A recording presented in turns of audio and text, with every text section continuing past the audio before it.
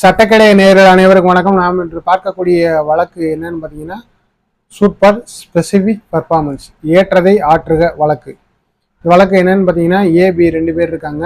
ஒருத்தர் நிலத்தை விற்கிறதுக்கு என்ன பண்ணுறாருன்னா, பின்றவர்கிட்ட ஏன்றவர் அட்வான்ஸ் வாங்குற, ஒரு 50,000 அட்வான்ஸ் கொடுங்க, இந்த இடம் உங்களுக்கே முடிச்சிடறோம், 4 சென்ட் இருக்குது, 5 லட்ச ரூபா இடம், நீங்கள் 50,000 அட்வான்ஸ் கொடுங்கன்னு சொல்லி ஒரு பத்திரத்தில் எழுதி வாங்கிட்டு 50,000 பி வந்து அட்வான்ஸும் பண்ணிடுறாரு. இப்போ அந்த ஏன்றவர் என்ன பண்ணுறாரு, இன்னொருத்தர் வந்து 6 லட்ச ரூபா தரேன், நீ எனக்கு இடத்த கொடுங்க அப்படின்றதுக்காண்டி அவருக்கு விற்கிறதுக்காண்டி முயற்சியில் ஈடுபடுறாரு. இதை தெரிஞ்ச பி என்ன பண்ணுறாருன்னா, இவர் மேலே ஒரு வழக்கு தாக்கல் செய்யலாம். அந்த வழக்குக்கு பேர் தான் ஸ்பெசிஃபிக் பர்ஃபார்மன்ஸ் சூட்.